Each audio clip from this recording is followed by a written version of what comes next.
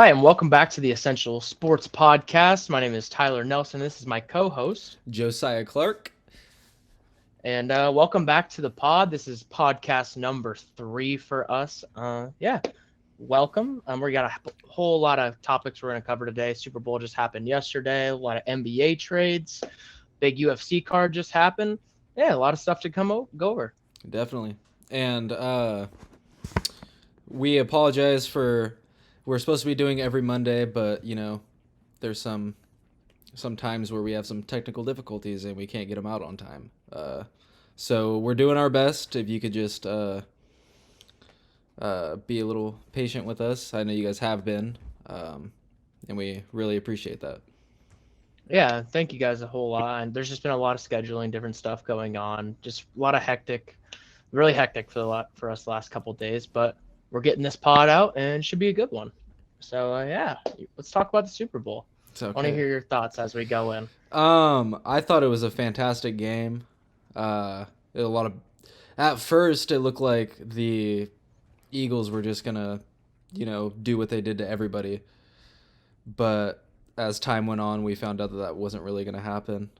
Patrick Mahomes did what he had to do. Jalen Hurts even did what he had to do. Just wasn't enough. Yeah, Jalen Hurts looked like a superstar that first half. He had 3 rushing touchdowns yesterday, right? I'm pretty sure it was. Yeah. Just a back and forth battle by the 2 MVP front runners, the MVP Patrick Mahomes and the runner-up Jalen Hurts. It was just a crazy game. Patrick Mahomes gets banged up in the first half, limping off the field at halftime, and just comes back and brings a rally back, and Chiefs ended up winning the game. Yeah. It's crazy. Yeah. I know we put out a tweet last night that Harrison Butker, if he misses, I don't know if you've seen it, but Harrison Butker, if he misses that last field goal, might be his last moments ever being known as Harrison Butker. Yeah, One of the things I put out. The Chiefs fan base would have went absolutely nuts. He probably would have got cut, and by halfway to the locker room, he would have already been off the team. They would have been like, "You're not allowed in here. Get gone." Facts. Yeah, and Travis Kelce just had a day per usual. You just can't stop that guy. Exactly. I mean, he when you're watching, he's open. It feels like 90% of the game. It's just you can't contain him. I think he did me really well yesterday. I know, but yeah, he is just a different. Yeah, I have said this for the past, probably just this season actually, that he's the greatest tight end of all time. That might be a hot take to some people, but he's like a big receiver at this point. Like not even a tight end anymore. He's not that fast though. So that's why I don't get how he's open. It just has to be probably just good route running. that and just the camaraderie that he has with Patrick, I would say. I mean, and I don't think that's too outlandish of a take. I agree. It's a hot take, but I'm with you on that. I think he's probably the greatest tight end of all time. I know if you're comparing him to people, it's going to be like with Gronk, Tony Gonzalez, Shannon Sharp, people like that. I don't know. I think he might have them all. I know Gronk had a couple titles, dominant receiver or tight end, but he's been out of the league a couple times. And I am with you on this Travis Kelce being the greatest tight end. Mm-hmm. He's also a very loud individual, screaming always. There was that interview at the end of the game, and they were saying, "How do you always get open?"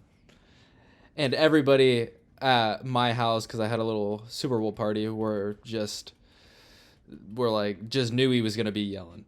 He's always screaming, saying something. Just a funny guy, if you will. Yeah, because what did he say at the end? What did he say right at the end of the game? He's like, "We have the right." Yeah, Right? What was it? he said something like that, but he was also, which was super weird to me. Not one of you guys thought the Chiefs were gonna be here, and here we are. Who? Just saying it with his chest. Yeah, who didn't think? I don't think that there is anybody that was surprised that the Chiefs were in the Super Bowl. I think that that's like one of the teams that if they're there, you're not shocked. If they're not, you're not shocked. if that makes sense. They're almost, when I think of the Chiefs, they're almost expected to make the Super Bowl with the roster they had. I know that it was first year without Tyreek Hill, one of your better receivers, if not their best receiver. Mm-hmm. Besides, if you're gonna say Kelsey's a receiver, but I mean, just a huge turnover on the offense, and I mean, without Tyreek Hill, Mahomes had the best year of his career. Mm-hmm. I mean, MVP again.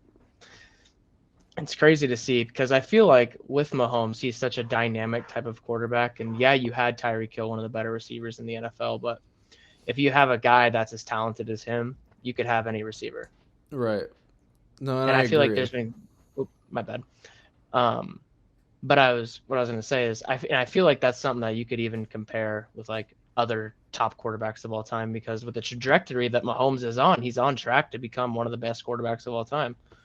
Yeah, and there's nobody out there that can argue that he's on track. If not, already in the talks, not greatest of all time, but like an all-time great quarterback. Mm-hmm. Like if he retired today, he could be considered, an all-time great quarterback, just from what he's done.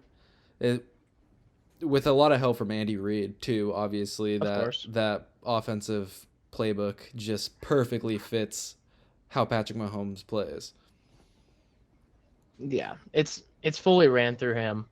And I mean, you have one of the better coaches of all time in Andy Reid, in my opinion, as well. Mm-hmm. But yeah, great overall game. But I mean, how do you feel about the ending of that game? Like, do you think that call on, I think it was Bradbury, right?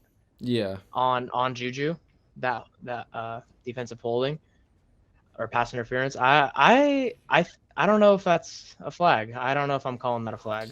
No, and especially when the game already didn't have very many penalties.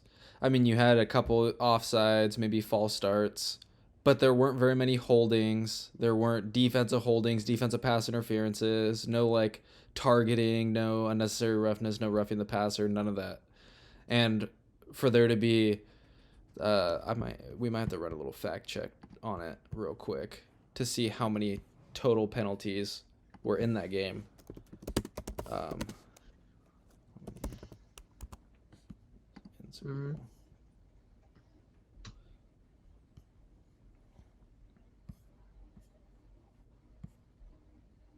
Where is that? Anyway, while you're trying to find that, and that's kind of what I was seeing too. I feel like yes, you could have called that what you did, but I feel like in the stage of the game and how the game was played out throughout, mm-hmm. I just don't really see why that flag should have been thrown. I think that it's a close call, and I think obviously like the Chiefs side would have been very pissed if you wouldn't have called that. Mm-hmm. But then again, to me, it just kind of felt like it was the right call because at that point, I just don't feel like it was that big. I really don't, because I feel like that was happening all night and it just wasn't getting called. Yeah, especially when you have all the commentators saying, "Yeah, I don't think that's a penalty. You got to just let him play." You get Mike Pereira up in the booth saying that with what's at stake in this game, you just don't see why the referees would have thrown a penalty there. Especially when, yeah, he held him, maybe a little bit, but it wasn't past 5 yards. And if Mahomes would have thrown it, 5 yards shorter, it would have been caught for a touchdown.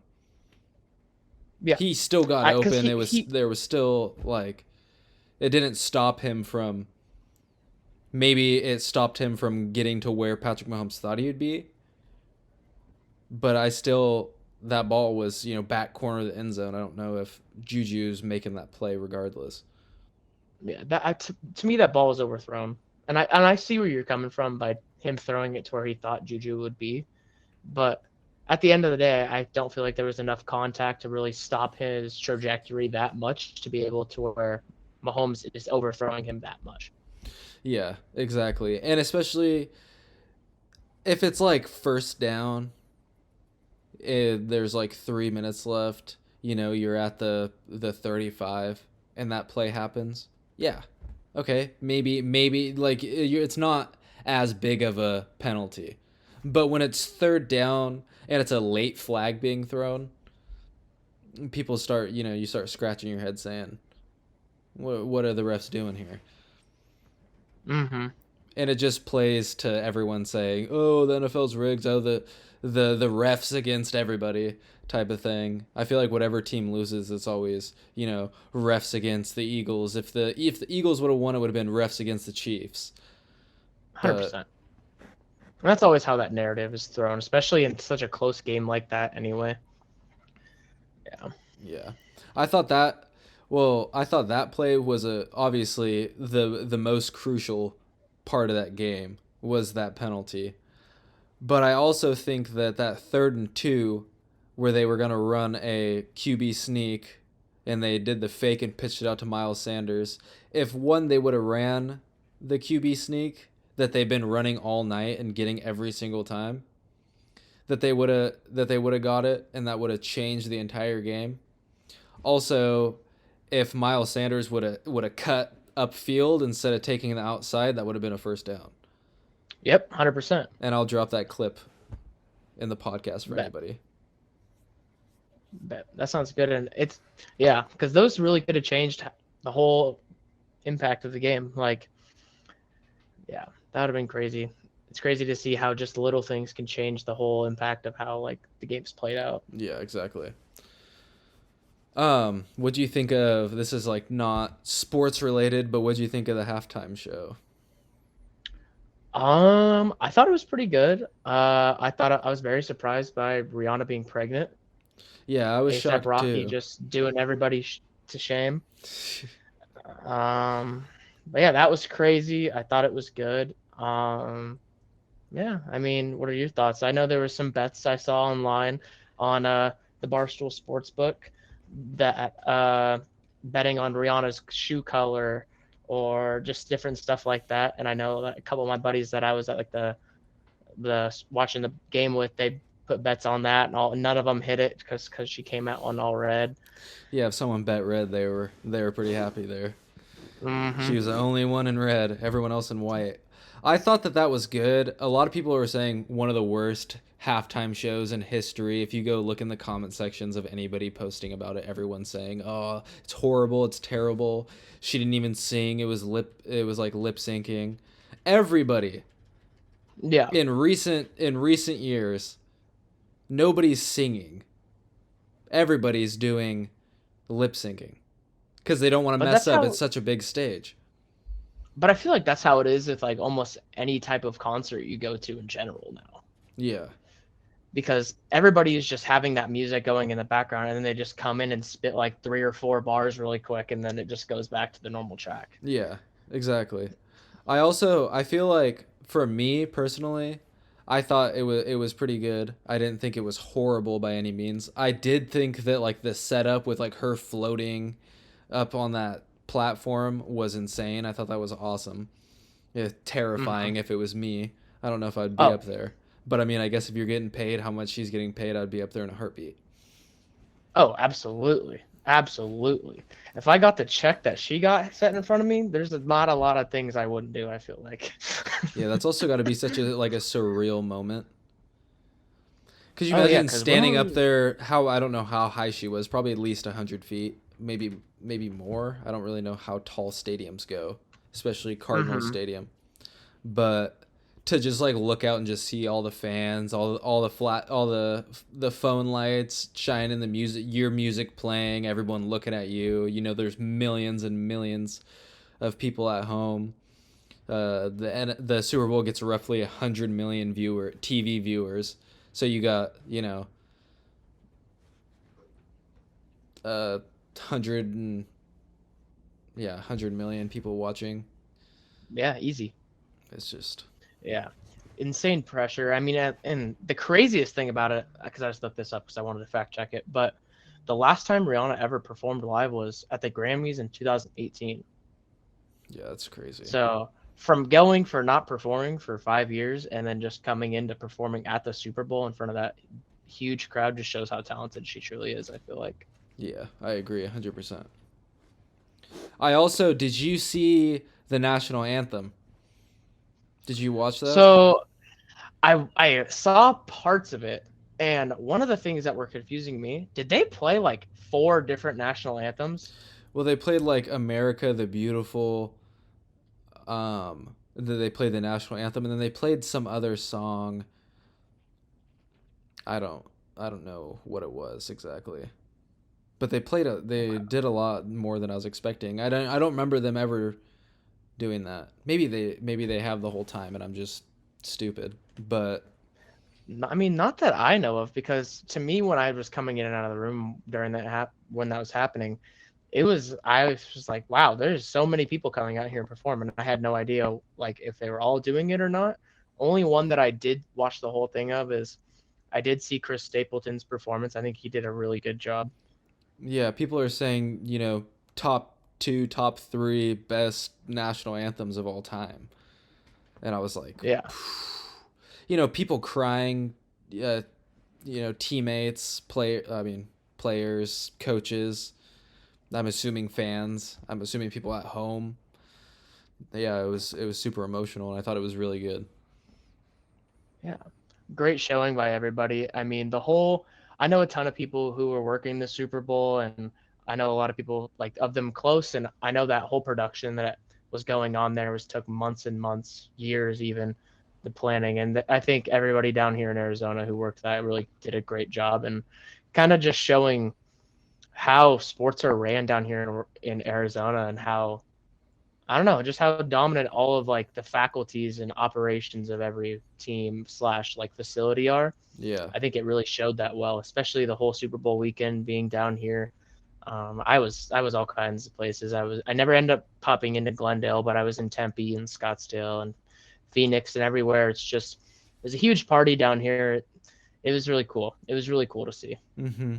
I thought it was crazy. I saw a post on Instagram, I think, that Cardinals stadium, they took 2 years to grow that field for the Super Bowl.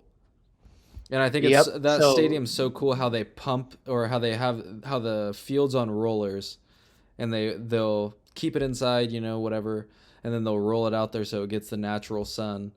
And I don't know if they water it out there or. so what? Because I think I read that same article you were talking about. So when they would roll it out of the stadium every day and get the natural sunlight just so it could grow better. And they were growing it down here at a Phoenix farm for over 2 years, which is crazy to see. That's super cool to hear. But one of the things that I was really interested, and maybe just because it was a different type of grass that they Mm-hmm. used last night, on the amount of cleats that were just destroyed from it. Or it seems like almost every play when a guy would try to do like a jab step to the side, he would slip. Mm-hmm. Like, and maybe that's just because they're not used to that type of grass, or it's just the playing surface. But I don't know. I thought that was really odd to see, especially with how long it took for them to grow that grass, on why they were still kind of having those problems with it. Yeah, you think that they would almost make like special cleats for the Super You Bowl, would think so, right? that, or like grow grass that like works best with their cleats, or like just like something that makes the performance at like the highest. That's what I know. That's what they were trying to do with the grass, but you think they would do something with the cleats so that that wouldn't happen. With that being said, though, that Kadarius Toney punt return, with everybody slipping, and he gets tripped up and somehow stays on his feet and runs down to, what was it, the Mm-hmm. 5, 4, What? 3 yard Something line, like something that. right around in Something like there. that. Crazy. Also, the longest punt return in NFL or in Super Bowl history. Here's Siposs. Low sinking kick. Toney on the run. Still up on his feet. Toney has a wall. It's another block. Toney inside the 20. Toney still going, and he's down to the 5. And that changed the entire game. It did. Yeah, that was a crazy play. I was freaking out when that happened. I didn't know what emotion to feel. If it was either I was happy about it or I was pissed. I couldn't really make a decision while watching the Yeah, game. no, I feel that. I also think that he had a strong case for Super Bowl MVP. A He really receiving did. touchdown, the longest punt return in Super Bowl history. Like, that's the only record I think I saw being broken, like Super Bowl era, Mm-hmm. that happened last night, which should be, I feel like he should be rewarded for that. because I think so too. all Patrick Mahomes, I mean, he didn't even throw for over 200 yards. The 3 touchdowns, yeah, but one of them they started off on the 3-yard line because of Kadarius Toney, and didn't he catch that touchdown? I think so. It was either him or Sky Moore. I can't remember. Wait, it might have been Sky Moore. Let me double check. I'll pull it up. See, but those are 2 touchdowns, and all he did there were like little screen passes or little flats. Like they just ran to the flats, and they did all the. They didn't even have to do any work because it was blown coverage both times. I don't know how Patrick Mahomes wins Super Bowl MVP. Probably because it's Patrick Mahomes. It's Because he's the Patrick MVP. Mahomes. Yeah, well, 100%. And it was Sky Moore who caught the touchdown. Player on back-to-back plays. Blitz coming. Mahomes, man wide open. Touchdown Chiefs and Sky Moore. Okay. Yeah. But yeah, I think it's just because it's Patrick Mahomes. I mean, what? He broke the curse. I think it was 9 years at Super Bowl or the actual MVP. If they made the Super Bowl, they have never won Super Bowl. Yeah, it was, I think that was it. or wasn't it the past like 9 MVP quarterbacks going like from that season going into the Super Bowl? They were 0-9, or maybe it was 7. That was the stat. I think that was it. Yeah, it might. But- Are you for sure that it was 9? It might have been 7. I saw something about that too. But regardless of what it was, that's still crazy. Yeah, insane. Because I'm not 100% sure on what the actual number was. I think I saw that on Instagram, but anyway. Yeah, and I don't feel like either team has anything to be ashamed of. Like I didn't see anything from either team where they like played bad. Mm-mm. There's certain plays, like obviously Jalen Hurts fumbling the ball without anybody touching him, and then that getting scooped up that one was by bad. Bolton in return for 6. That sucked. Almost happened 2 times on that. He could have been MVP. He could have been MVP if he got that. Yeah, especially I think that's crazy because last week's podcast I said that a defensive player was going to win MVP. So when I saw that fumble and he picked it up, I mean it didn't end up being a fumble. Obviously it was an incomplete pass. But I sat up and I was looking at everyone and I was like, I told you. And then I kind of looked stupid at the end of the day, but I mean, but hey, you were close because if they would have had that not be an incomplete pass, he would have been. I mean, you couldn't have given it to anybody else. I feel like if he would have did that. No, and he was all over the field too, tackling everybody. I don't know what exactly his stat line was. I can pull that up super quick here. Okay.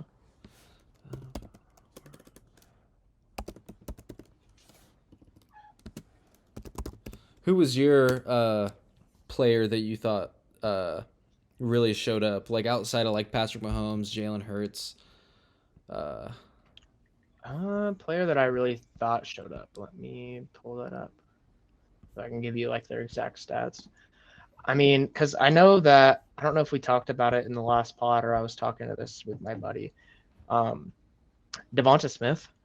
I mean, we were talking about how AJ Brown was going to be double. They're going to be guarding him tight all night. So I mean, and he really did too. All those deep balls that they threw up. There was always 2 people there. That one touchdown catch was insane. Hurts has all day, loaded up, taking a shot, looking for AJ Brown. He's got it. Touchdown. He had a crazy touchdown catch. But I'd give it to Devonta Smith. I think he really stepped up in a lot of the situations that the Eagles needed. And obviously the game didn't go in the Eagles' favor how they were wanting, but I still think it was Devonta Smith. I think he made the biggest impact on their offense if it's not Jalen Hurts. Mm-hmm. But yeah, I think also a guy, I don't know if you could really give him like most impactful player of the game or whatever, but a guy that when I was watching the game that I was like really surprised by was Goddard. I think he had a lot of really good catches. Oh, Goddard, my bad. He had some snags.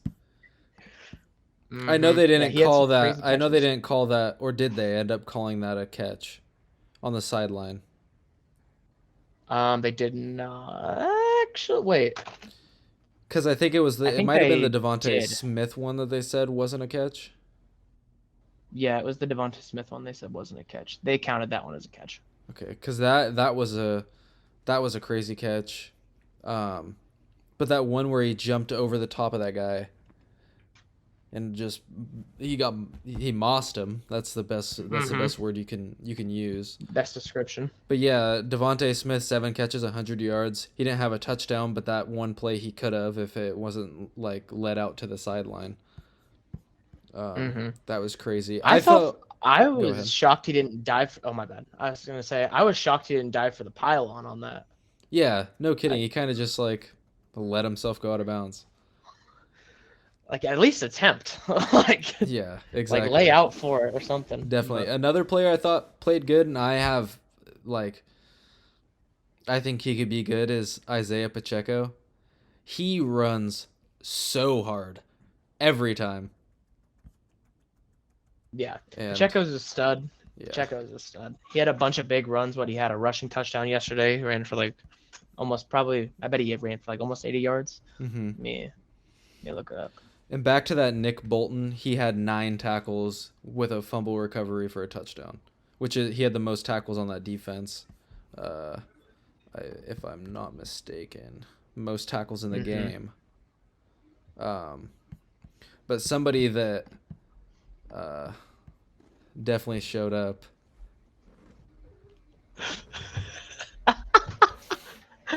Bro, she's there for like 40 seconds, 30 And seconds. she's just not going to leave. It's just going to have to be like that.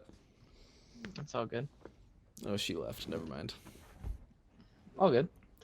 But yeah. Anyway, what were you saying? Sorry. But then there I feel like there was a lot of players that like stepped up big, like C.J. Gardner-Johnson. He lit He had a up big game. Pacheco. Bad. Another person that got lit up though, and you just talked about him, Devontae Smith, on that play where he got lit up out of bounds. I thought he was gonna get up hurt. Yeah, but he got up strong too and ran. I think he just ran straight back to the huddle and they got going really quick. Mm-hmm. But yeah, overall, that Super Bowl was one for the books. Such a good game. Such a good game. Yeah, and I feel like regardless of who you wanted to win, that was like, in my opinion, one of the most like exciting Super Bowls that I've seen in a long time. Probably as exciting as or not as exciting, but the most exciting since, that 28-3 comeback from Tom Brady. That game was crazy. Also, but we don't got to talk about that because that was nom ago. Yeah, we don't need to talk about that. But yeah, overall good game. I mean, the script. Whoever wrote the script for that game was cooking. They were just cooking it up last night. But yeah, they had their script written out saying, Patrick Mahomes, you're gonna get hurt, but in like 5 minutes you're like not gonna be hurt, and then you're gonna go to the sideline and be hurt again, and then come back, or when the game ends you're gonna run and not be hurt at all. A lot of faking. I saw a video of him after too, of him just walking perfectly fine out of the stadium, just like nothing happened. Yeah, which is really weird. But do you want to? We have some NBA topics to talk about if you'd like to transfer over to that. Yeah, absolutely. We have the Kevin Durant trade to the Suns. I know we're a little late on that, but we didn't get a chance to cover it last week. What was that trade package? So the trade package, I don't even have to look it up. So it was Kevin Durant, obviously, going to the Suns with TJ Warren, and the Nets received Mikal Bridges. He was the main piece in that package. Cameron Johnson, Jay Crowder, and 4 firsts, one every other year, 23, 25, 27, and 29. They're all unprotected, every single one of them. But yeah, crazy trade, blockbuster trade. I wish everybody could have seen my face when I got the notification on my phone. It was like this. That's what it was like. I wasn't expecting it.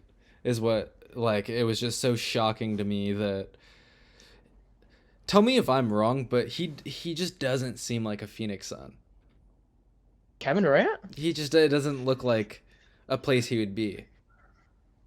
You see, I would agree with you, but I see why he's here. Hold on, my Siri just popped up. That was weird. Um. Anyway, my bad. I think he's gonna love it down here. I think that Chris Paul is gonna make him, or he's gonna make Chris Paul turn into the player that he should be again, because Chris Paul's washed up now. Mm-hmm. But Devin Booker's a superstar. DeAndre Ayton is DeAndre Ayton. I mean, I like him, good player, and they're gonna be a hot spot for the buyout market.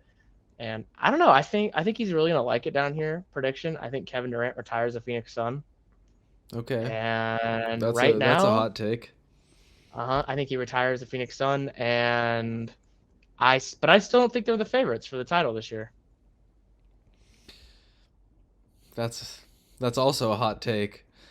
I feel like they have to be. I just don't think that. I think that people can look at them as the favorite, but I don't.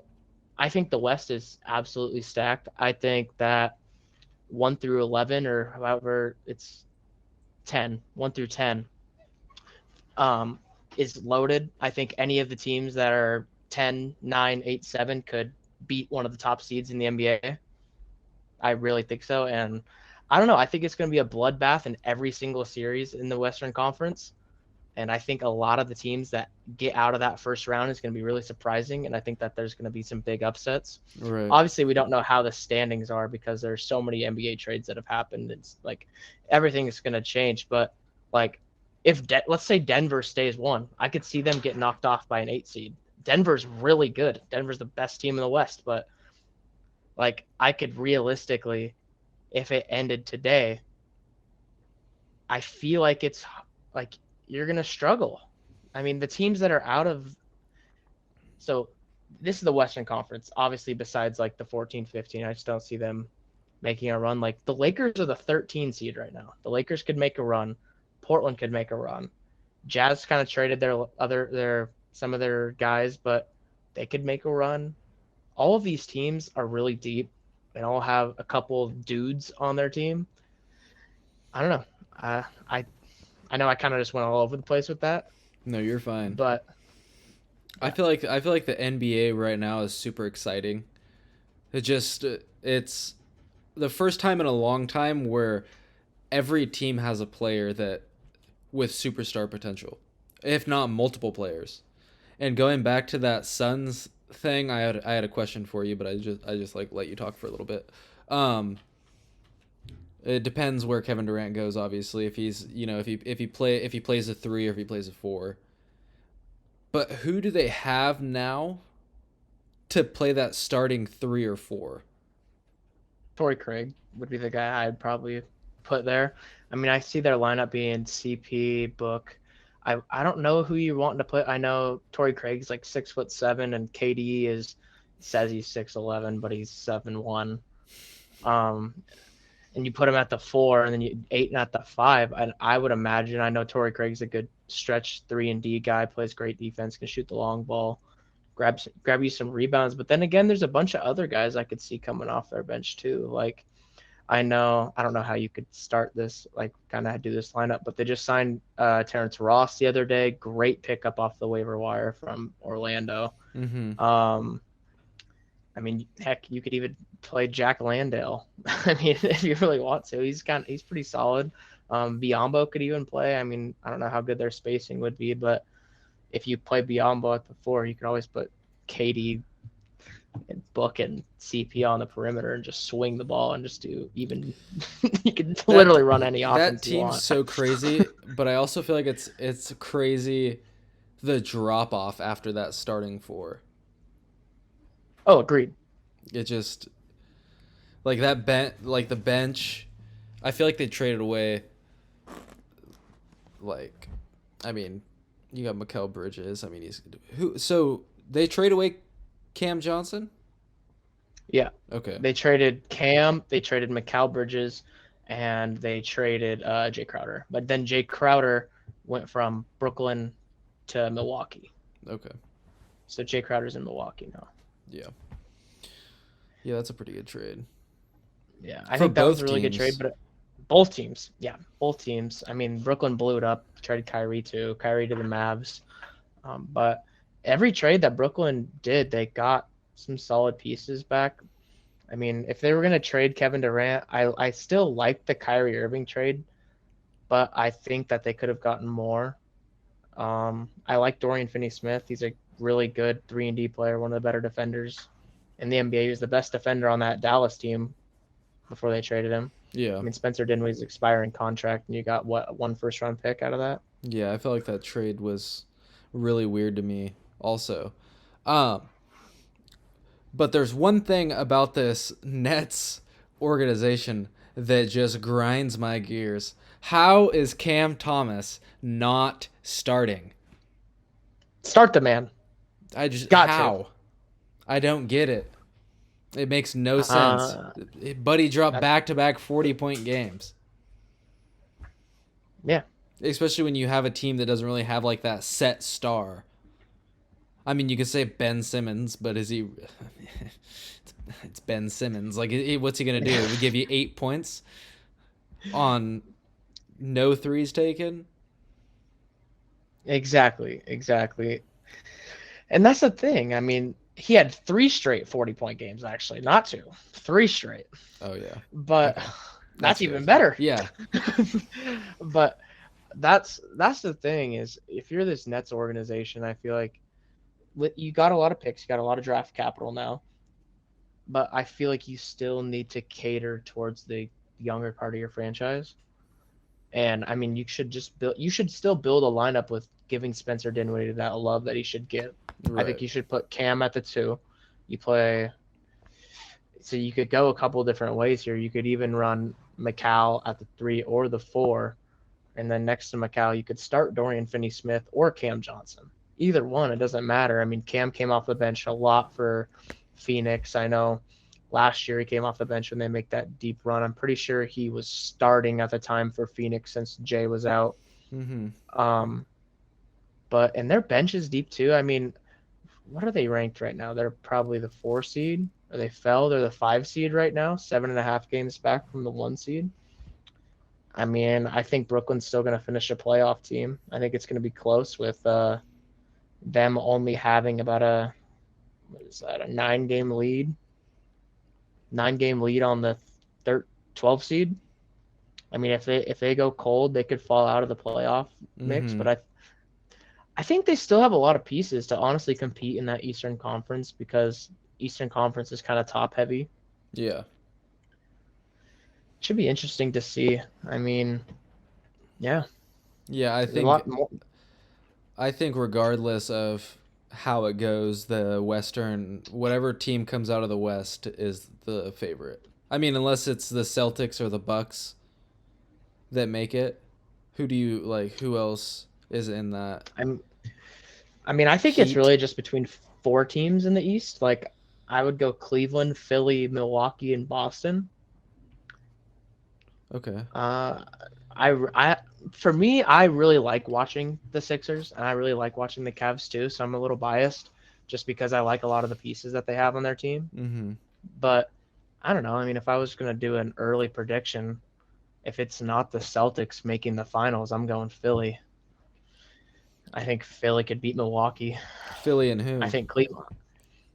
Out of the East or from the West? Are you talking? Just both. Like early season prediction right now, and who's going to make the finals? Mm-hmm.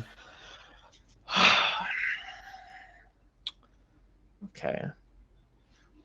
I'm going I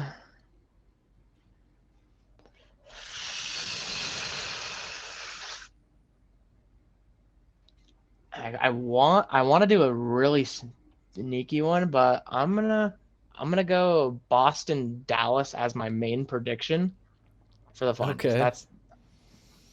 I'm going Boston Dallas, and I see Boston taking home their first title. But I could also see Boston getting upset and Philly making it, and I could also see Dallas getting upset and like a team like the Memphis Grizzlies making a run. Okay. And Okay. Yeah, my prediction, and I'm gonna say it because you said that they're not gonna be the favorites. I got Suns. I'll go Suns Bucks. Suns Bucks finals. Okay, I like that. I like that. Yeah, that's my team. I don't, not my team whatsoever, but those are my two Yeah, that's your teams that I team. think will make it. It's just hard. You put Kevin Durant on that team with Chris Paul and Devin Booker and Aiton. It's just I just don't see him not anymore, especially when they made it without KD. Yeah, and I agree, and that's kind of. I mean, I worked. Obviously, you know this, but no, they don't. I worked for the Suns the entire last year. I'm a big Suns guy, and I love this move so much. But with kind of how, I mean, they have the experience. I just can see it going other directions. I want them to win the title. I want them to win it. But then again, my team's still in the race, my main team. Um, Mine too. but yeah, But yeah, I could see them making a run, and I hope they win. But I want Dallas to win. That's who I just think it's too much of a story. I'd like them to meet Phoenix in the Western Conference Championship. That would be crazy A little Kyrie versus KD and a little rematch from last year too, with from Luca. the Luca is just a with the Mavs and stud. Suns. Which, Yeah, which, he's a stud. which will bring you on to the little next topic of the MVP race, which I am very upset about. I don't know how Luca is not top 2. Yeah, I mean they got Luka at 5. NBA.com as of the 11th, this is their top 5. They got Luka at 5 with Embiid at 4, Tatum at 3, Giannis at 2, and Jokic at 1. That's the ratings. I think that could be flip flopped.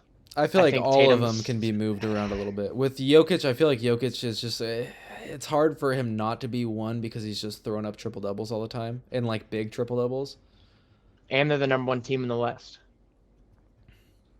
Yeah, I mean, and I think has the right ranking. I mean, he's averaging 24.8 points a game, 11.3 rebounds and 10.1 assists, averaging a triple double right now at center. For the number 1 team in the Western Conference. I think he's the front runner right now.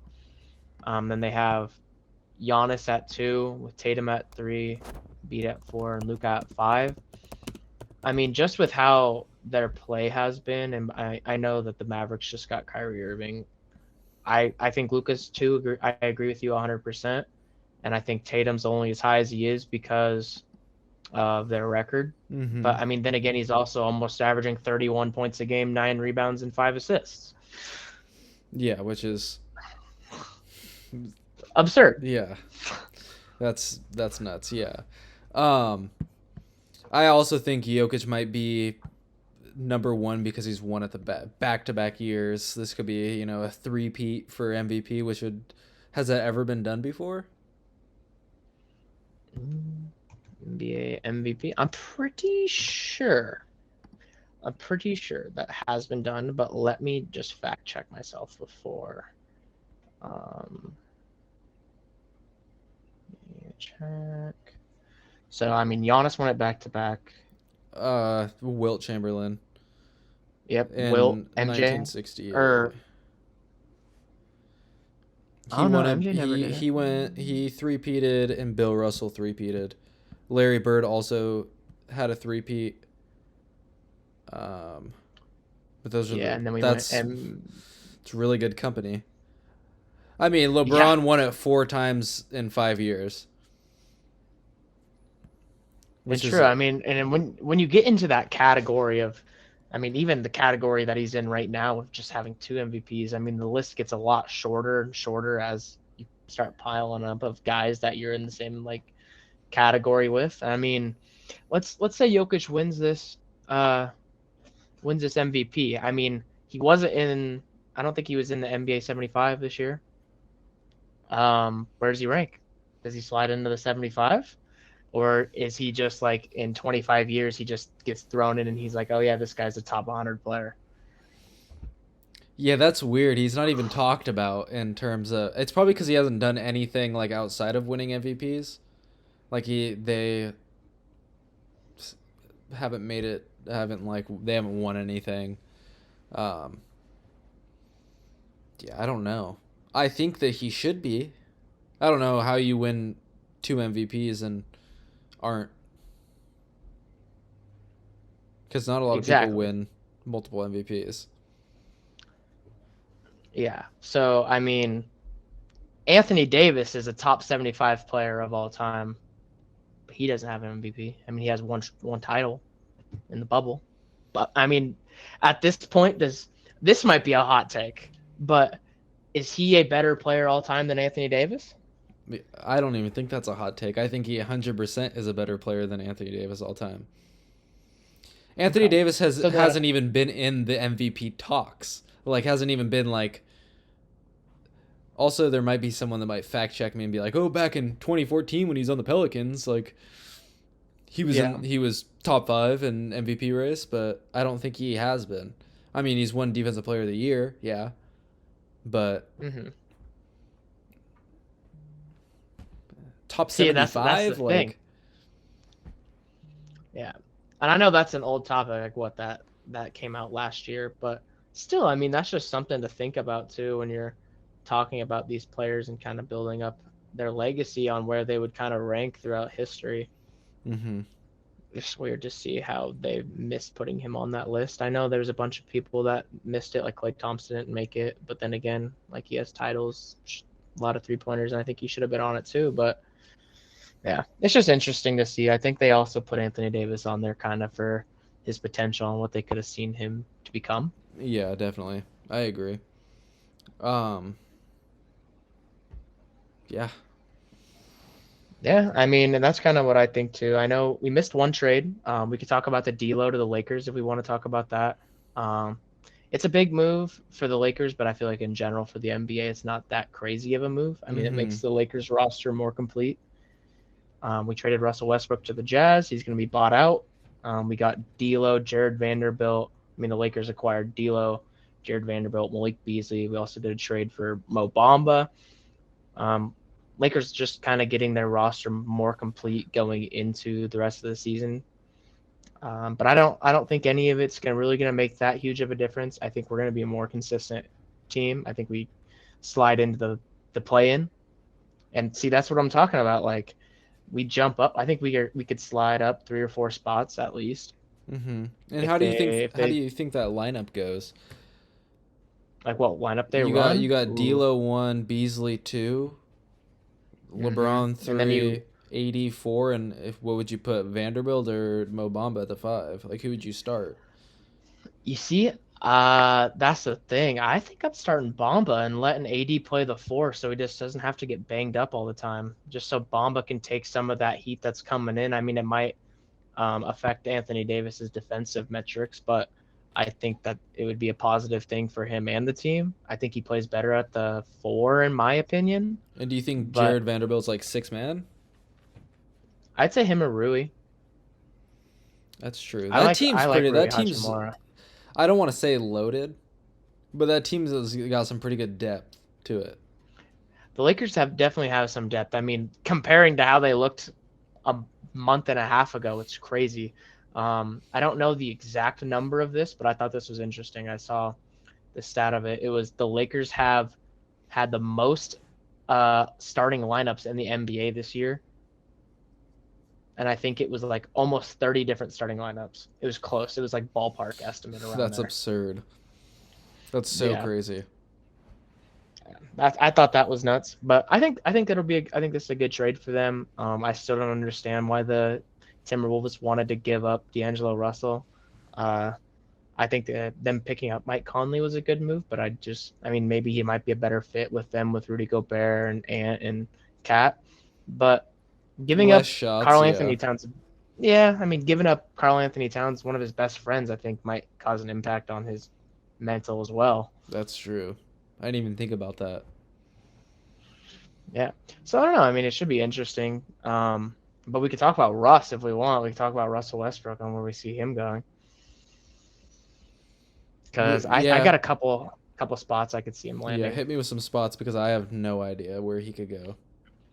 Well, Russ is he's from LA. He likes that area. Obviously, his Lakers didn't really turn out. So I think the hot spot for him is the LA Clippers.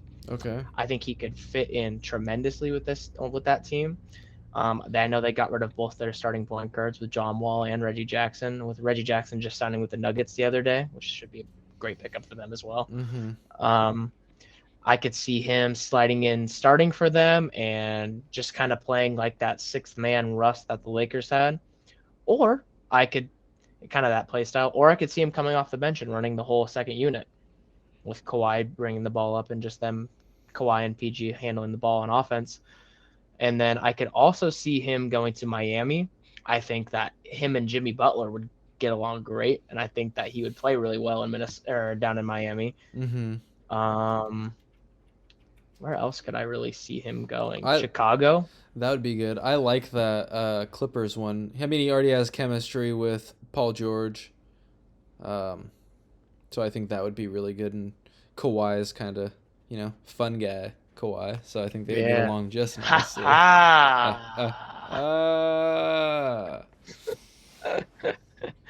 Yeah. So, I mean, that should be interesting. I mean, being a Laker guy, I was not happy about Russ how he played. I mean, he's been playing a lot better this year. I think he was one of the favorites for the Sixth Man of the Year. Mm-hmm. It got to the point to where last year I just wanted him traded so badly, and then this year he proved himself to me. I mean, I think he played a lot better, and I think the Lakers got a good package for him, and I want the best for Russ. I think he's still a really solid NBA player, and I think he should get a chance even after this year. And yeah, I mean, I'm hoping for the best. I hate to see him go to the Clippers out of all teams, but I mean, I think he'd be a great fit there, and I think that'd be really good for him. Yeah, I would almost like it if he turned into how he was last year. I would like him going to the Clippers. It'd feel really good. But 100%. But I think he would be tough on that Miami team. I would really like him in Miami too. Kind of help even out that. It can really help that team. Mm-hmm. And how does that work with his contract? So if he gets bought out, which they'd have to pay like that $45 million to get him off. So whatever's guaranteed. Let me get the exact number. Because with how it's going to work is he's going to get whatever is guaranteed off of that contract, and then they'd just be paying it to him for the rest of the year. Or they might break it out into just different like parts of the year. Oh, he has his whole contract guaranteed. It's a lot of money. Yeah, he had so Russ. If he gets bought out, the Jazz have to pay Russell Westbrook $47 million. Yeah, that's insane. So if he gets bought out and he signs with like another team, he could sign like a vet minimum. Yep. Or just like cheapest contract they can offer. I think he would too. I don't think he's there for the money. I think he actually truly wants to win. But if he does, Clippers. I mean, if he does go to the Clippers and plays, with the potential that he has, I think they're also a dark horse team that nobody talks about. 100%, and they're ranked. They're the 6th seed right now. And from them to the top spot, they're 9.5 games from the 1 seed Denver Nuggets. But the scariest thing about the West is that the 13 seed to the 6 seed has 4 games in between them. Yeah, so a team can drop off, or a team can come out of nowhere and steal a spot. 100%. Still a lot of season left. All it takes is for one team to go on a run. That's all it takes, and then the whole entire standings are different. Mm-hmm. Yeah, Apologies but for that, background noise. You're good. So, I don't really have anything else for NBA to cover. I feel like we covered a lot of the bigger things. All-Star Weekend's happening next weekend. I don't know if we want to dive into that. We can do something like that throughout the week. Talk about it a little bit. Maybe pop a little 15-minute video just talking about just All-Star break. Who do we think's gonna take 3-point contest, dunk contest? Yeah, we can talk about that. Yeah, that sounds good. So yeah, guys, be expecting some clips coming out from us on our Instagram and our Twitter, our TikTok, YouTube, all the works. Yeah, and then I mean you could do a little pop up if you want to too during that.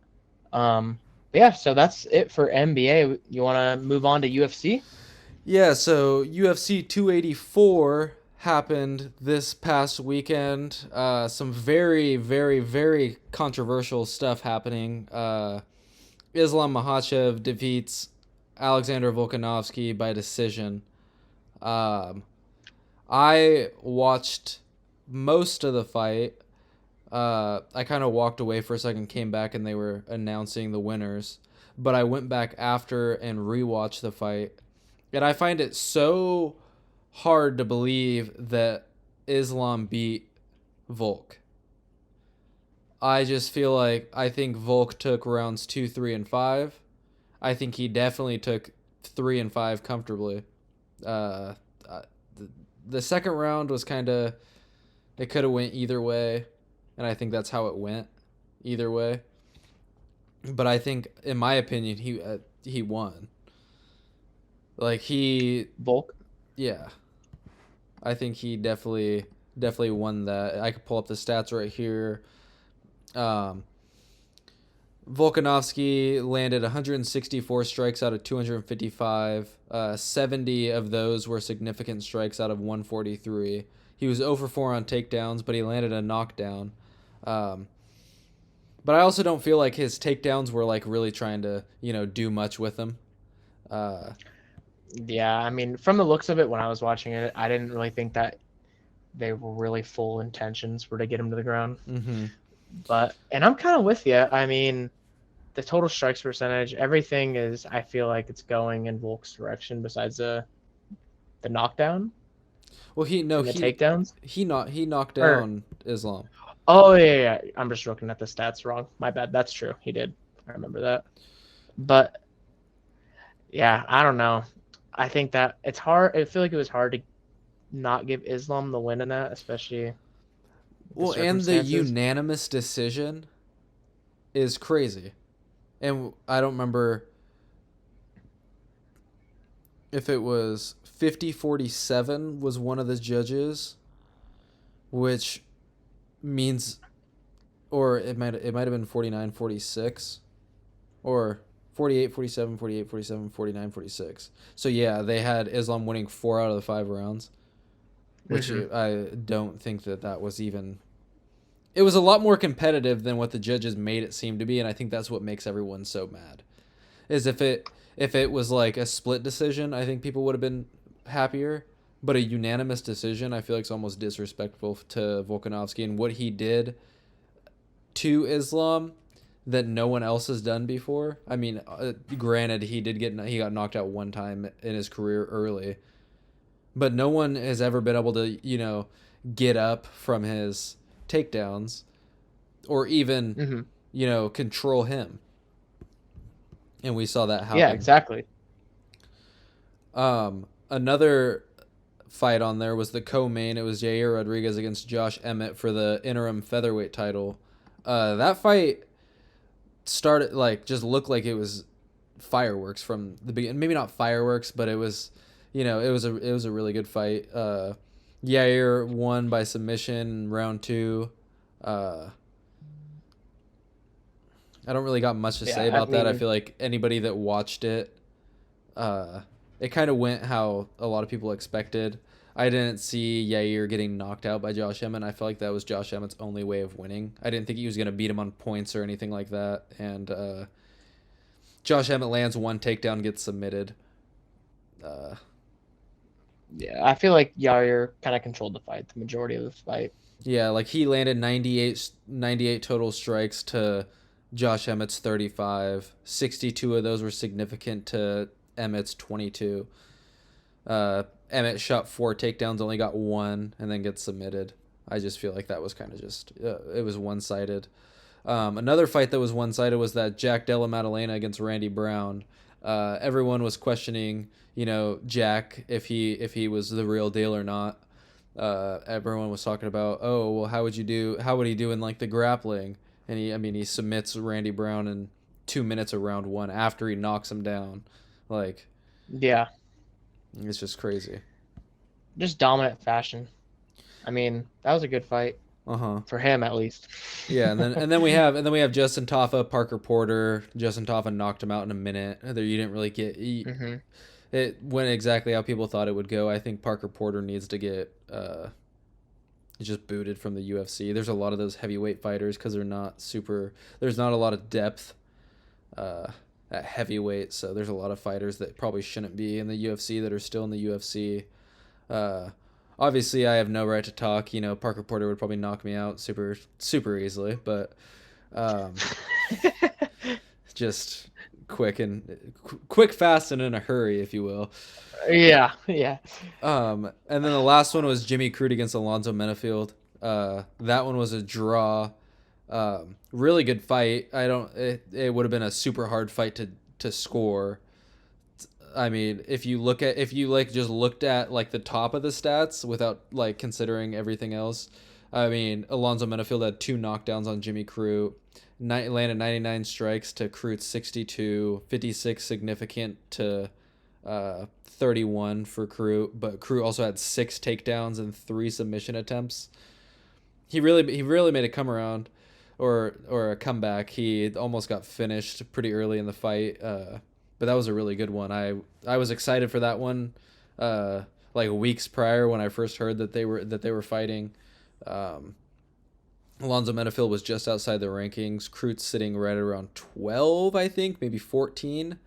I'll also pop that up. So, I think that fight should be an instant rematch. I don't think anyone would disagree with that. I'm not really going to get into the Justin Taffa, Parker Porter because I have no idea who Justin Taffa fights next. I don't know if you fight up or if you fight right around the same. Parker Porter, like I said, out of here. For the Jack Della Maddalena and Randy Brown, I think that I think Jack Della Maddalena should fight Neil Magny.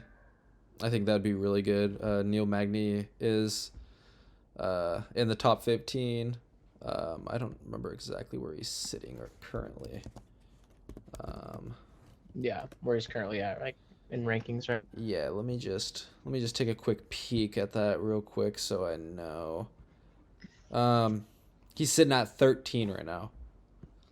I think that'd be a very good fight for him and a very winnable fight for Jack Della Maddalena.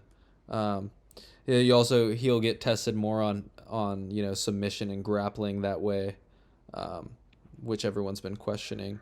For Randy Brown, I think a really exciting fight to make would be like against Chaos Williams. Oh wait, no, he just beat Chaos Williams. Don't listen to me. Yeah. But he could fight like Kevin Holland. That'd be just a fun fight. They both kind of have similar styles. He can fight someone like Jake Matthews, which would be another banger of a fight, I think. Yeah. Maybe Phil Rowe. I think that'd be another. I think both of those would be really good fights. Yeah. What else for UFC? Who else fought that showed some promise? I think that's about it for that. And we'll talk more about we might not even talk more about next week's fights because they're not even it's a very weak card. Yeah, there's not a whole lot. Yeah, and the 2 fight nights coming up on about the 18th and the 25th. Yeah. Just kind of a really some weak fights before John Jones fights, I think. Yeah, I mean the whole selling of that is going to be the John Jones Cyril Gane fight. Definitely. But I mean, it should still be a really exciting one. I mean, do you got any predictions or anything for right now? For the John Jones fight? For the UFC 285. Oh. I think John Jones takes it. I think if Francis Ngannou can do what he did to Cyril Gane in the wrestling game, I think John Jones could finish him on the ground. And then you got, I mean, Valentina Shevchenko against Alexa Grasso. I don't think Alexa Grasso is ready for that. I think Valentina Shevchenko probably finishes her. Maybe not. I don't know. Maybe a unanimous decision, but like pretty, convincingly. And yeah, we got a couple more that we'll just talk about later on down the line. But Yeah, I mean, for that Jones fight, I got John Jones, but I feel like I got that going to decision. And then I would like to see Valentina knock out Grasso. I would like to see that. I know that she kind of in Valentina's last few fights, last one went to decision, and then the last two right before that, she won by knockout.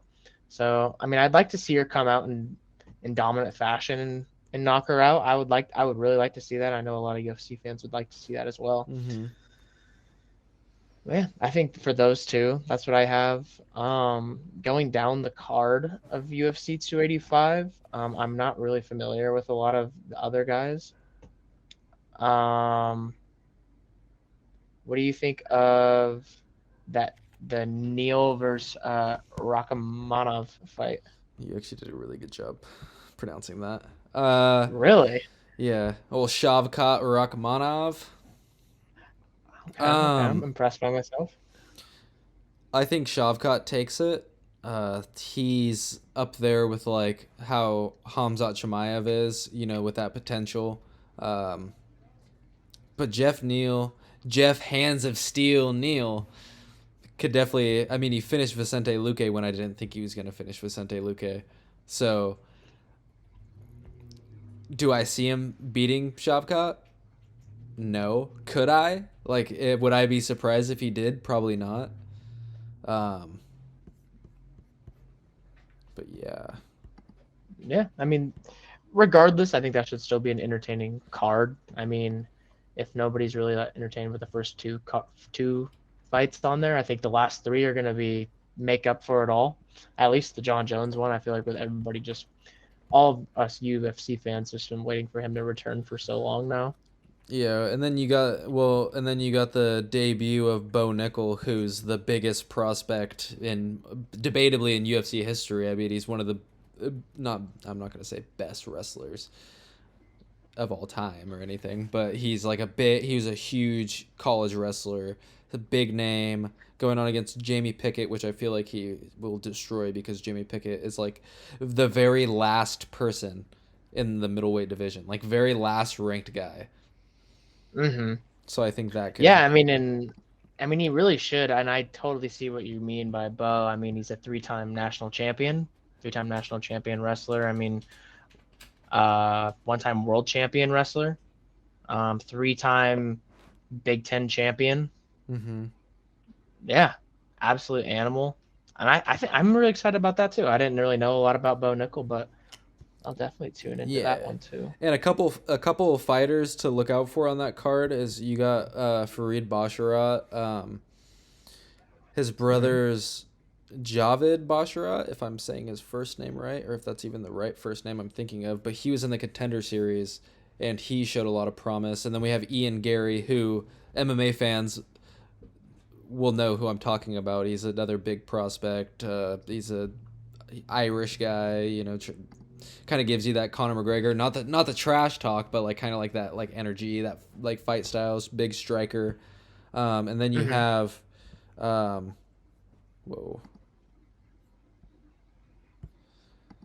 Yeah, and then you get, I mean, even the prelims are like pretty good. I mean, besides the fact that Cody Garbrandt's fight got canceled, he probably would have got knocked out anyways. He's very chinny. Some might call him the Crimson Chin. The Crimson Chin.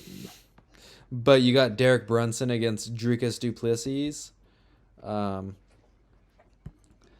I'm still struggling saying that name, and he said it was going to be a household name. So I'll work on that. So I apologize. Don't hurt me. It's almost in this household now. Almost. Yeah, it's making its way. But yeah, big fights coming up. A lot of bangers to be seen. Maybe not in these upcoming fight nights, but fight nights with like not very high tier names sometimes are exciting. You don't really care who wins. You kind of just are watching it because you love MMA, and then you see a lot of exciting stuff that way. So I'm excited for it all. Oh, 100%. It should be all super exciting. I know that I would like for us to do like a stream of some kind where we kind of just do our live reactions on fights. I know I would like to see us do that in the future. Maybe that might be coming. But yeah, that should be super, super good.